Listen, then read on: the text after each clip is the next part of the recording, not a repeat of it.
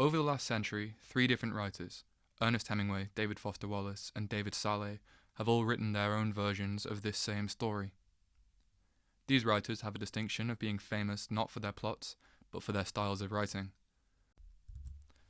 A man is sitting with his pregnant girlfriend and he knows he doesn't really love her, and he doesn't want her to keep their child. There's a bit of conversation and nothing is truly resolved. The topic of abortion comes up or is skirted around, and the man wrestles with how to tell his girlfriend that this is what he wants without feeling like he is in some way forcing her to do something that may be incredibly difficult for her to do. It's kind of a perfect model for a modern short story. One conversation with huge life consequences, depending on all sorts of complex character factors. Faith, love, generosity, selfishness, anxiety. And importantly, it can all happen inside of 15 minutes. I'm not going to be dealing with the actual plot in massive detail, which, of course, from 1927 to now, has undergone big changes in social perception. The gulf between views on abortion, from an American expat couple in Madrid to a Christian couple in the American Midwest to a Belgian academic escaping Oxford for a holiday in Germany, is obviously enormous and a much longer video. But it's alright. These writers, at base, aren't famous for their ethics. Again, they are famous for their style. In 1927, Ernest Hemingway published the first story we're going to be looking at. It's called Hills Like White Elephants, and it's in Men Without Women, his second short story collection. That book refined the style he is famous for now, the iceberg approach, so sparse, spare, and austere with its language, and so concerned with the surface elements of interaction. It's called the iceberg because he shows only a tiny bit of what's going on, and he expects the rest of it to happen in the reader's heads, the way that only a small fraction of an iceberg is visible above water. In this story, a man and a woman sit at a Madrid train station drinking beer and discussing an operation. They never say the word abortion. The man insists that it's perfectly simple, that it's just to let the air in, and that things will be fine afterward, while the woman looks at the hills and seems increasingly doubtful. The story ends with no real resolution, and a quite detached series of pleasantries. Their conversation throughout is pretty distant, and the events of the story, if they can be said to even be events, are only a few more orders of drinks. Style-wise, this was a clear reaction to the preceding century, and especially to the heavily ornamented psychological realism of Victorian writers like Henry James. Take this exchange from the very end of Hills Like White Elephants, after they've both put all their cards out on the table, and everybody knows what's going on. The woman came out through the curtains with 2 glasses of beer and put them down on the damp felt pads. The train comes in 5 minutes, she said. What did she say? Asked the girl. That the train is coming in 5 minutes. The girl smiled brightly at the woman to thank her. I'd better take the bags over to the other side of the station, the man said. The girl smiled at him. All right, then come back and we'll finish the beer. He picked up the 2 heavy bags and carried them around the station to the other tracks. He looked up the tracks but could not see the train. Coming back, he walked through the bar room, where people waiting for the train were drinking. He drank an anise at the bar and looked at the people. They were all waiting reasonably for the train. He went out through the bead curtain. She was sitting at the table and smiled at him. Do you feel better? He asked. I feel fine, she said. There's nothing wrong with me. I feel fine. He's hitting you over the head here again and again with the fact that language cannot capture feeling as it really is, that all it can do is describe surfaces. His repetitions of simple nouns go a little bit further, accepting that as far as language is concerned, all we can ever get is that a smile is a smile. Why not just call it a smile? He says the same thing about trains, really, in this, that actually, if what he's doing is looking for the train, why bother with another word? All the other people are waiting for the train, he's looking up the tracks, he's walking down the tracks. This kind of repetition of the brute objects of the world kind of makes us feel like it is an environment where everything is understood to be the same. The writers of the previous century might call that smile, in the first instance, a luminous inflection of the upper lip, maybe, or a gesture, as it were, of a gratitude, felt and expressed through that same vehicle as the phrase of thanks. They'd say something like that. The second smile, Henry James might call an effusion of benevolence, but he would mark it as outstanding from the first, subtly, perhaps in its particular diffidence or pleasantry. If he wrote this same passage, it would be 3 pages long, and we would get perfect pictures of how each of these things reminded people of their youth, maybe what they thought they were going to do with the rest of their day, how they really felt about one another, and so on like this. He kind of writes like a forensic psychologist. Hemingway, more concerned with things, the places they are, and leaving all that work to the reader, is more like a crime scene investigator. When there is something close to conflict in this story, anything which might force one of the characters to make some kind of emotional statement, Hemingway retreats into everyday descriptions of the setting. This is cool, ice-cool prose, and it's reflected in the title, which is a thing that the girl says about the white hills around the train station in Madrid, but immediately after saying it, she even says, that's smart, I'm being smart right now. Even these kind of like cool reflections on environment, which are supposed to distract us from what's going on, are scaffolded with this acknowledgement that all that conversation is this quite mechanistic exchange. There's no heat, no tears, and no shouting between the characters. It's an intentional mirroring of the way that the American expat life that the girl describes, where all we do is look at things and try new drinks, is a way of hiding from big decisions with the novelty of small ones.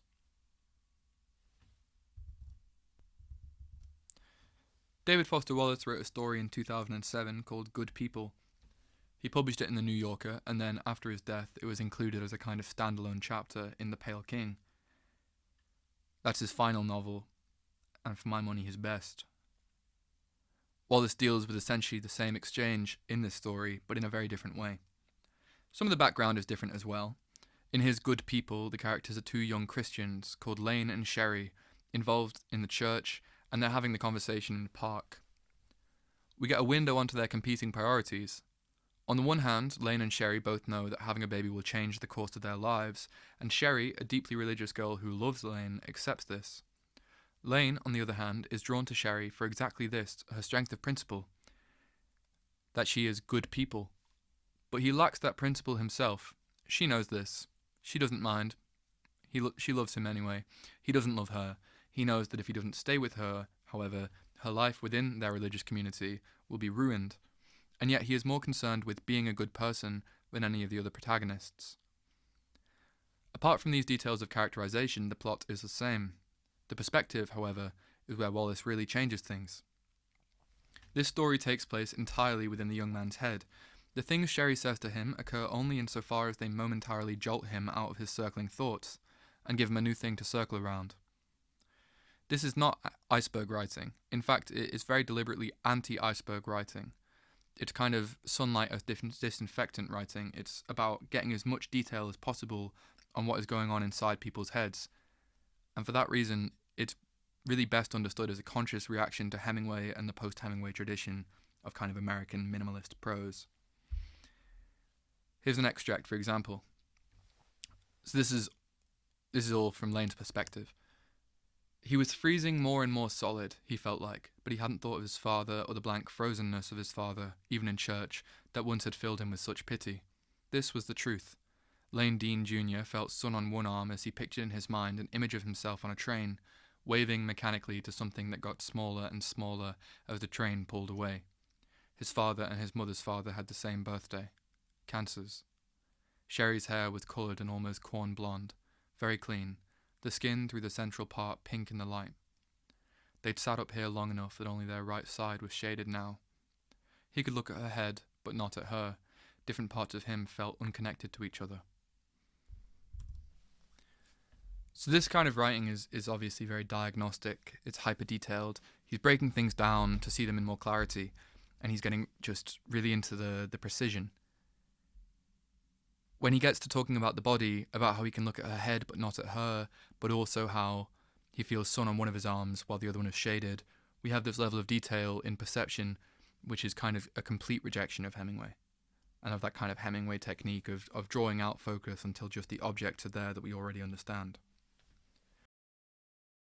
We see his imagination as well. We see thoughts come in that seem totally irrelevant, that his mother's father and his father had the same birthday. We are trapped in the anxious, spiraling, incommunicable thoughts that he cannot say to his girlfriend. While these sentences are a rejection of Hemingway's style in their total interiority, I think they actually also accept the same things as Hemingway does, that language cannot capture the nuances of interpersonal communication. Instead of responding to this by only describing the things that are really happening out there in the world, Wallace's approach is to confine his writing almost exclusively to interior dialogue, occasionally punctuating it with references to the outside world, but always with this interior perspective in mind. Lane, like so many Wallace characters, is a kind of appeal to sympathy. He is sort of saying, if you could see just how much this character doubts himself and hates himself and undermines himself, then you would give up doubting him, hating him, and undermining him, because that is a contest you will lose. Nobody thinks that Lane is weaker than Lane does, and he sees exactly his problem. The struggle in his writing, the constant self-reflexive reference to things being said, and the self-explanation, which obviously famously in some of his novel projects continues into hundreds of pages of footnotes on his own writing, it's a challenge to the belief expressed in Hemingway's Smile passage at the end of Hills Like White Elephants. The belief that language is incapable of reflecting the actual meaning of things, and so why even write that much about it anyway? Just get the situation done so that people can imagine it themselves.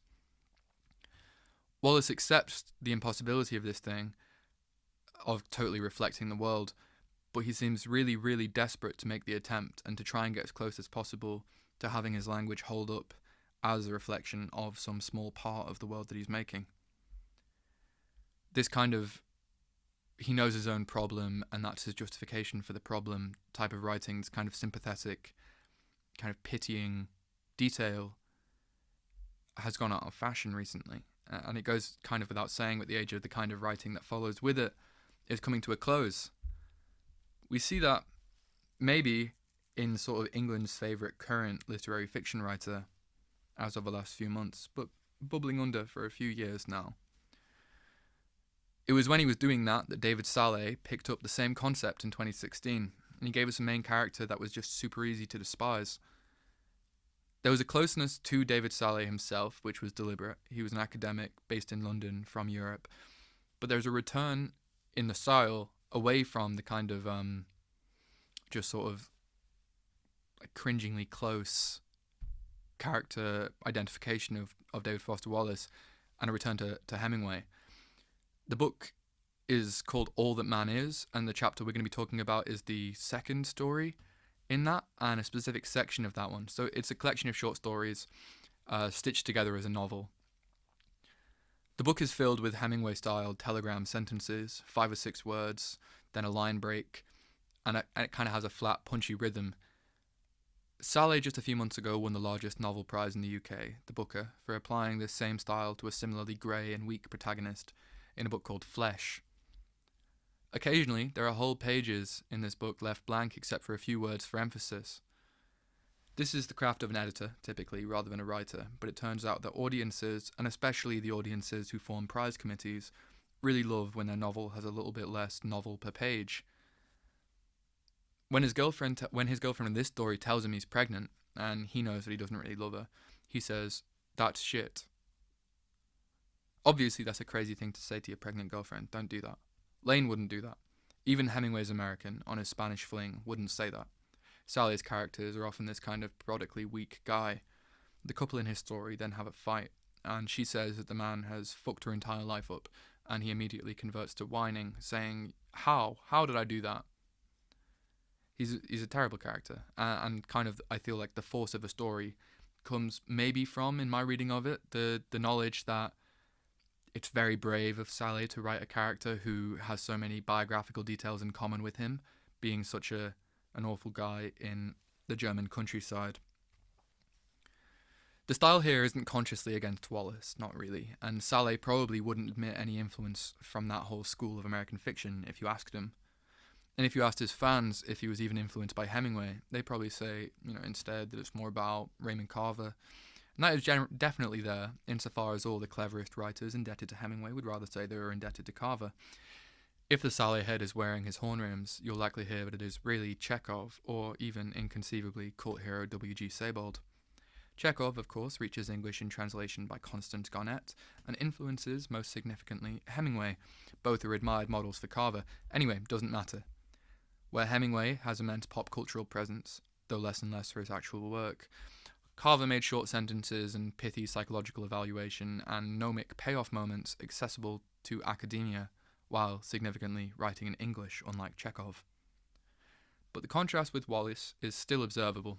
Wallace's interiority, itself a reaction against the dominance of Hemingway, is an appeal to a kind of pity. Instead, Szalay's interiority treats the mind as another part of Hemingway's bar. When we hear his protagonist's thoughts in the story, their anxiety, like in Wallace, yes, but they are described as if from the outside, as if they're just facts of the world. The mind is allowed into the prose, in contrast to Hemingway, but it is given the iceberg treatment too. Let's go back to the smile scene from Hills Like White Elephants. Basically, she smiled, ... She smiled again. We make up our own minds about what's going on. In Szalay's version, there's another one. Though she smiles at him, something seems to be wrong. Okay, he says. She smiles at him again, and he wonders if it's just him. Is he just imagining it, or does she seem nervous about something? This is a passage doing the exact same thing, with the exact same facial expression as Hills Like White Elephants, and one of the more deliberate fingerprints in this story for that influence. But there is a change.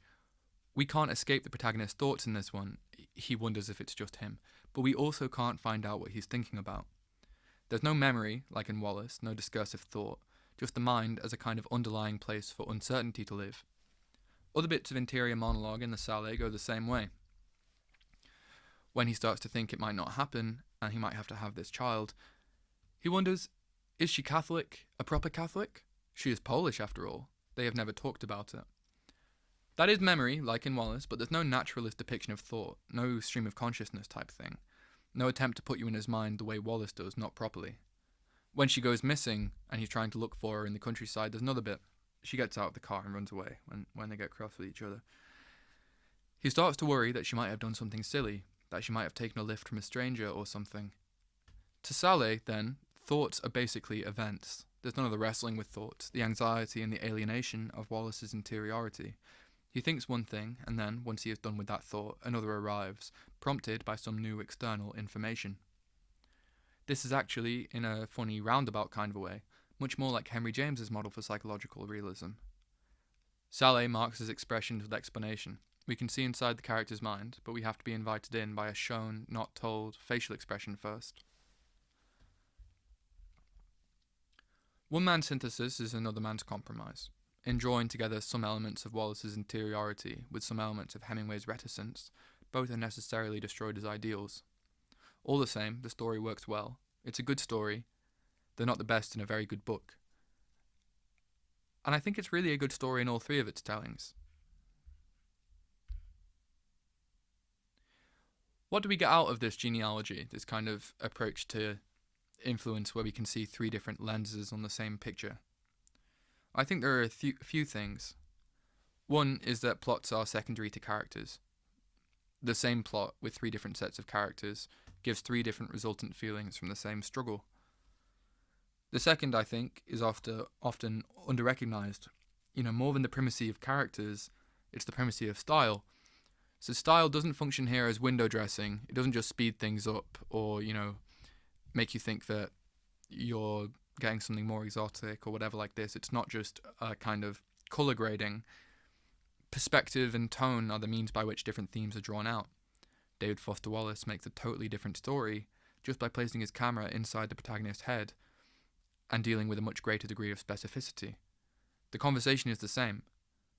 I have no doubt that both he and Szalay were thinking about Hills Like White Elephants. I don't and can't be sure that they were each thinking about one another, as in that Szalay was thinking about David Foster Wallace. I kind of doubt that he was. I imagine that he's read it. It came out in the New Yorker, but I don't think it was a conscious reaction to that. And I think the reason for that is that we live in quite a confusing age of overlapping movements and styles in which literary publishers have very small audiences compared to online individuals, and that any seismic visible change in style like Hemingway's is basically impossible in that climate. When literature was centralized, gatekept, and sort of stable in a few different publications, there was a current against which to rebel. However, now there is much more noise going in both directions, so there are still people writing consciously in a Hemingway tradition or a Carver tradition or whatever, and there are still people writing in a Wallace tradition, and they share spots on kind of literary bestseller lists, We don't have kind of a current moment against which people can rebel. Szalay is trying to rebel, though, in some very specific ways. I had a friend say on reading the book list this year, he was saying this tongue-in-cheek, but talking about the inclusion of both Flesh, the Szalay novel, and Sea Scraper, that there was something rebellious about the idea that blokes are back. I don't buy it. I think blokes have been buying a lot of literary fiction for quite a while. But it is still, it is still in some way a rebellious thing to do, to write a novel which deals with people this unsympathetic. But right now, Szalay obviously isn't anti-literary mainstream. He just won the Booker. He's the most beloved current young literary novelist in London. He's a great novelist, but it is difficult to engender a movement like the one he seems to be aiming for, a movement which goes counterculturally, when nobody knows what is really going on anymore.